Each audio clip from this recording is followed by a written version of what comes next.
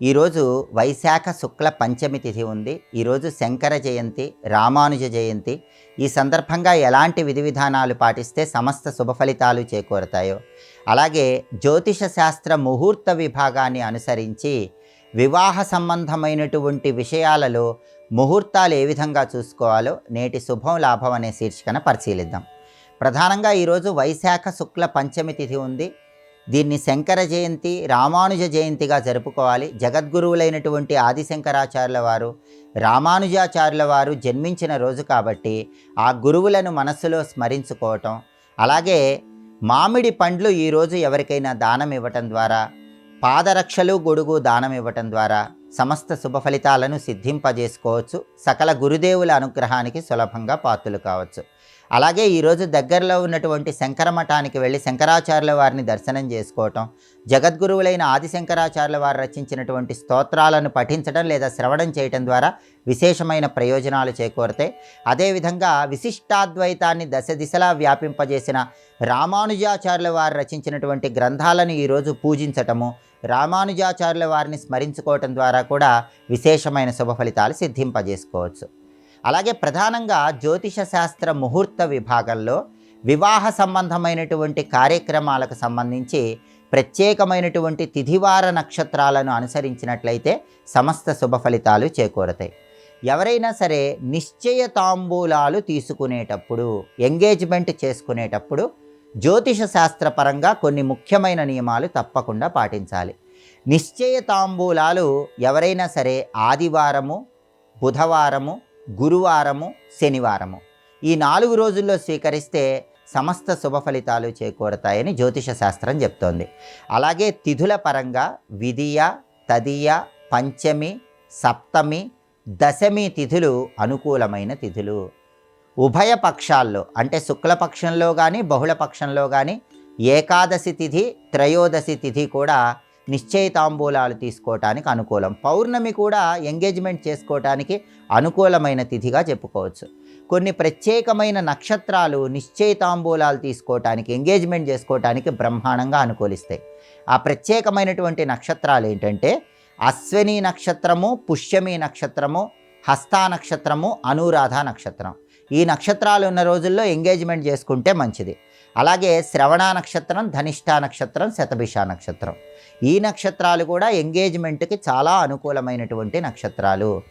అయితే ఈ వారాల్లో, ఈ తిథుల్లో, ఈ నక్షత్రాల్లో ఎంగేజ్మెంట్ చేసుకునేటప్పుడు, నిశ్చయితాంబూలాలు తీసుకునేటప్పుడు నిశ్చయితాంబూలాలు తీసుకునే లగ్నము నుంచి 5వ స్థానంలో కానీ 9వ స్థానంలో కానీ ఏ గ్రహము ఉండకూడదు. అంటే ప్రత్యేకంగా పాపగ్రహాలు ఉండకుండా ఉంటే చాలా మంచిది. నిశ్చయ తాంబూలాలు స్వీకరించే లగ్నము నుంచి 5వ స్థానంలో కానీ 9వ స్థానంలో కానీ పాపగ్రహాలు లేకుండా ఉన్నట్లయితే నిశ్చయ తాంబూలాల ముహూర్తం అనేది అద్భుతమైన శుభ ఫలితాలు కలిగింపజేస్తుంది. అలాగే జ్యోతిష శాస్త్రపరంగా ఎంగేజ్మెంట్ చేసుకోవటానికి స్థిర లగ్నాలు బాగా అనుకూలిస్తాయి. అంటే వృషభ లగ్నము, సింహ లగ్నము, వృశ్చిక లగ్నము, కుంభలగ్నము, వీటిని స్థిర లగ్నాలు అంటారు. ఈ స్థిర లగ్నాల్లో ఎంగేజ్మెంట్ చేసుకోవటం ద్వారా దాంపత్య జీవితంలో చక్కటి అనుకూలత ఉంటుంది. అలాగే పెళ్ళి నిశ్చయమైన తర్వాత పెళ్లి కూతుర్ని చేయటానికి, పెళ్లి కొడుకుని చేయటానికి కూడా జ్యోతిష శాస్త్ర ముహూర్త విభాగంలో కొన్ని ప్రత్యేకమైన రోజులు చెప్పారు. పెండ్లి కుమారుణ్ణి చేయటానికి లేదా పెళ్లి కూతుర్ని చేయటానికి ఆదివారం, బుధవారం, గురువారం, శనివారం ఈ రోజులు అనుకూలమైన రోజులు. అలాగే తిథుల పరంగా రిక్త తిథులు కానివి, అష్టమి, అమావాస్య తిథులు కానివి ఏ తిథులైనా సరే పెళ్లి కొడుకుని చేయవచ్చు, పెళ్లి కూతుర్ని చేయవచ్చు. రిక్త తిథులు అంటే సవితి, నవమి, చతుర్దశి ఈ మూడింటిని రిక్త తిథులు అంటారు. ఈ రిక్త తిథుల్లో పెళ్లి కొడుకుని చేయకూడదు, పెళ్లి కూతుర్ని చేయకూడదు. అష్టమి రోజు, అమావాస్య రోజు కూడా పెళ్లి కొడుకుని చేయకూడదు, పెళ్లి కూతుర్ని చేయకూడదు. కొన్ని నక్షత్రాలు పెండ్లి కొడుకుని చేయటానికి, పెళ్లి కూతుర్ని చేయటానికి బాగా అనుకూలించే నక్షత్రాలని జ్యోతిష శాస్త్ర ముహూర్త విభాగంలో చెప్పారు. ఆ నక్షత్రాలు ఏంటంటే అశ్విని, పునర్వసు, పుష్యమి నక్షత్రాలు అనుకూలిస్తాయి. హస్త, చిత్త, స్వాతి నక్షత్రాలు అనుకూలిస్తాయి. అనురాధ నక్షత్రము, శ్రవణ నక్షత్రం, ధనిష్ఠా నక్షత్రం కూడా పెళ్లి కొడుకుని చేయటానికి, పెళ్లి కూతురిని చేయటానికి బాగా కలిసి వచ్చేటటువంటి నక్షత్రాలు, అనుకూలించే నక్షత్రాలు. అలాగే పెళ్లి కొడుకుని చేసే సమయంలో కానీ, పెళ్లి కూతురిని చేసే సమయంలో కానీ మీరు లగ్నం చూసుకుంటే ఆ లగ్నం నుంచి 5వ స్థానంలో 9వ స్థానంలో ఏ పాపగ్రహాలు ఉండకూడదు. ఇలా తిథులు, వారాలు, నక్షత్రాలు చూసుకొని పెళ్లి కొడుకుని చేసినా పెళ్లి కూతురిని చేసినా సమస్త శుభ ఫలితాలు చేకూరతాయి. అలాగే కొత్తగా వివాహమైన తర్వాత నవవధువుని అత్తవారింటికి పంపించేటప్పుడు కూడా ముహూర్తం చూడాలి. అయితే ఈ ముహూర్తం ఎప్పుడు చూడాలి? వివాహం జరిగిన తర్వాత 6వ రోజు నుంచి 16వ రోజులోపు ఎటువంటి ముహూర్తాలు చూసుకోక్కర్లేదు. పెళ్లి జరిగిన తర్వాత 6వ రోజు నుంచి 16వ రోజులోపు మీరు ఎప్పుడైనా సరే తిథివార నక్షత్రాలతో సంబంధం లేకుండా నవవధువుని అత్తగారింటికి పంపించవచ్చు. ఒకవేళ 16వ రోజు దాటితే మాత్రం అప్పుడు బేసి మాసాలలో, బేసి సంవత్సరాలలో మాత్రమే అత్తవారింటికి నవవధువుని పంపించాలని జ్యోతిష శాస్త్ర ముహూర్త విభాగం తెలియజేస్తోంది. అలాగే కొత్తగా వివాహమైనటువంటి కన్యకి అత్తవారింటికి పంపించటానికి సోమవారం, బుధవారం, గురువారం, శుక్రవారం అనుకూలమైనటువంటి వారాలు.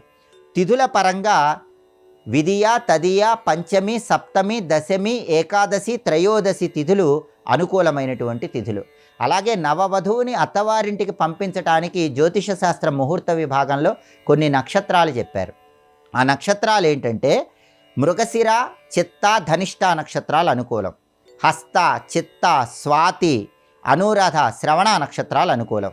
జ్యేష్ఠ నక్షత్రము, రేవతి నక్షత్రం కూడా అనుకూలం. ఈ నక్షత్రాల్లో కానీ ఈ వారాల్లో కానీ చూసుకొని నవవధువుని అత్తవారింటికి పంపించినట్లయితే విశేషమైనటువంటి శుభ ఫలితాలు కలుగుతాయని జ్యోతిష శాస్త్ర ముహూర్త విభాగంలో చెప్పడం జరిగింది. కాబట్టి ఎవరైనా సరే నిశ్చయితాంబూలాలు తీసుకునేటప్పుడు, ఎంగేజ్మెంట్ చేసుకునేటప్పుడు, పెళ్లి కొడుకుని చేసేటప్పుడు, పెళ్లి కూతుర్ని చేసేటప్పుడు, కొత్తగా వివాహమైనటువంటి వధువుని మొదటిసారి అత్తవారింటికి పంపించేటప్పుడు జ్యోతిష శాస్త్ర ముహూర్త విభాగంలో చెప్పిన ఈ ముఖ్యమైనటువంటి తిథివార నక్షత్రాలను అనుసరించినట్లయితే దాంపత్య జీవితం 3 పువ్వులు 6 కాయలుగా విరాజిల్లుతుంది.